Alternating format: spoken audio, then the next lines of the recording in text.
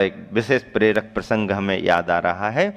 हुआ ऐसा कि उस रामटेक चातुर्मास के प्रवास में कर्नाटक से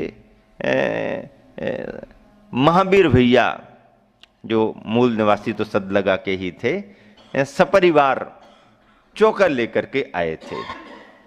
और मेरे संघ में प्रवेश होने के बाद 80 से लेकर के 93 के बीच में उनका आना जाना तो रहा, लेकिन चौका लेकर के रुक करके ऐसा लगा करके आहारदान देने का अवसर उनको पहली बार ही मेरे देखने में आया। हम लोगों को बड़ी रुचि थी, उत्साह था, भैया का चौका आया है आदि आदि। और चूंकि महाराष्ट्र में चातुर्मास हो रहा था तो महाराष्ट्र कल्चर, कर्नाटक कल्चर, वातावरण मिला घुला रहता है, तो वह आए। चातुर्मास में उन्होंने अच्छा लाभ लिया, चौका लगता रहा।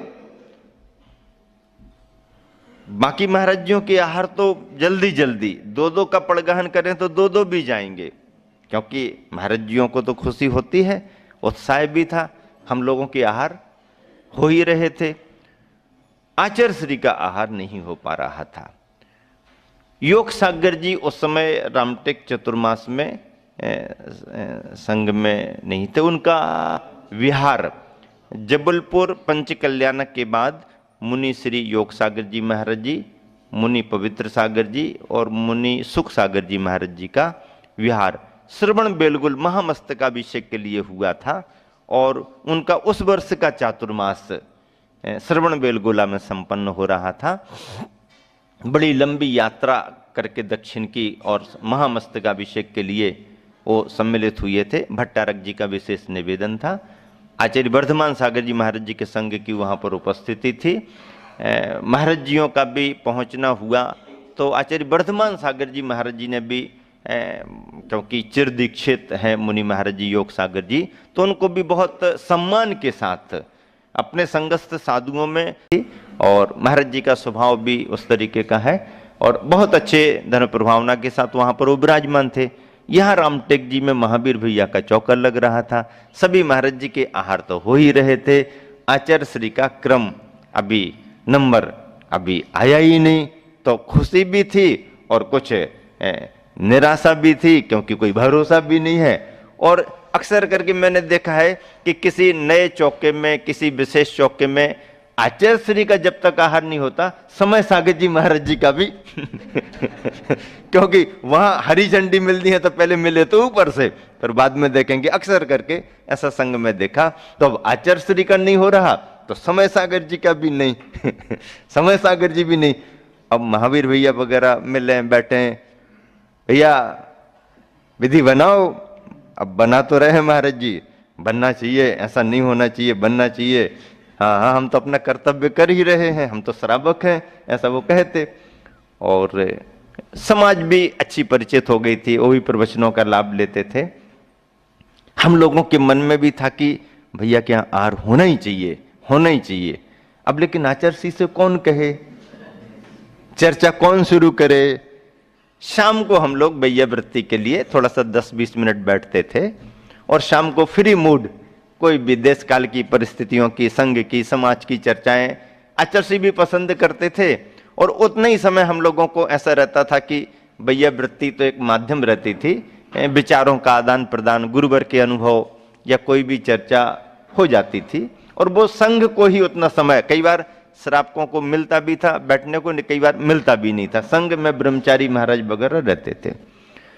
तो हम लोगों ने आपस में ऐसी सेटिंग की कि इस चर्चा को आचार्य श्री के पास शाम को निकालनी है, कि महावीर भैया के यहाँ चौका लग रहा है, निकालनी है। अब 2-3 महाराज जियों ने सेटिंग की कि आज तो चर्चा रखनी है, लेकिन चर्चा रखें किस रूप में,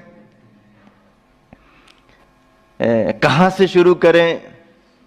तो ऐसा करते करते प्लान बना, और भैया वृत्ति करते करते यहाँ वहाँ की चर्चाएं जैसे आचार्य श्री के अनुभवों की होती रहीं।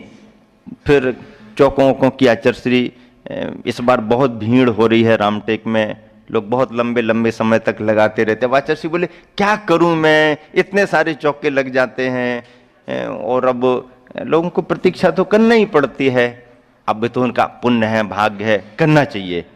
हाँ आचार्य, ये नागपुर वाले तो ठीक हैं, बुंदेलखंड के तो ठीक हैं, तो पक्के हो गए हैं ऐसा करते गए।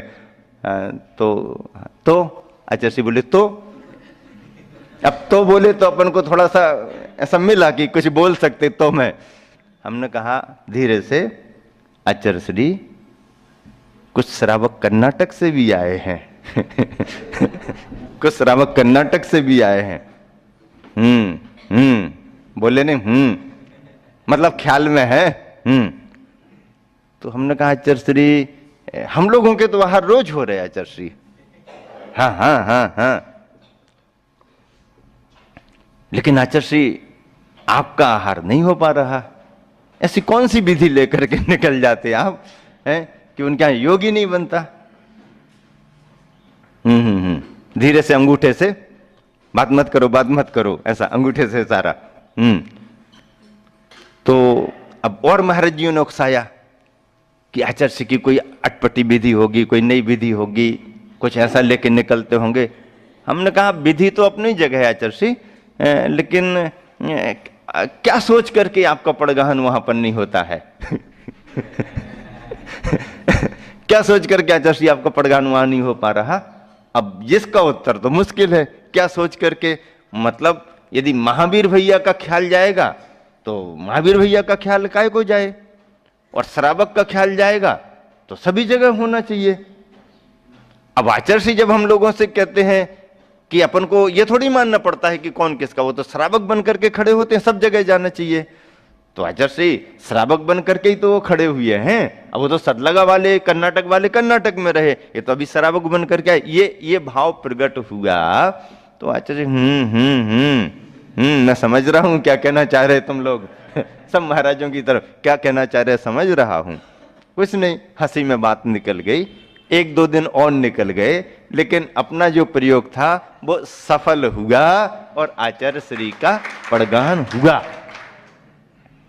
जितनी खुशी महावीर भैया को पड़गहन करके आहार दान देने में हुई, उससे भी ज्यादा खुशी संघ के सभी महाराजों को हुई। होनी ही चाहिए, होती है। और फिर बहुत अच्छा धर्म लाभ महावीर भैया ने लिया, यथायोग नियम वगैरह भी उन्होंने लिए, संघ की खूब अच्छे से मतलब वैयावृत्ति आदि का ध्यान रख करके फिर संघ का तो बिहार हो गया और अपन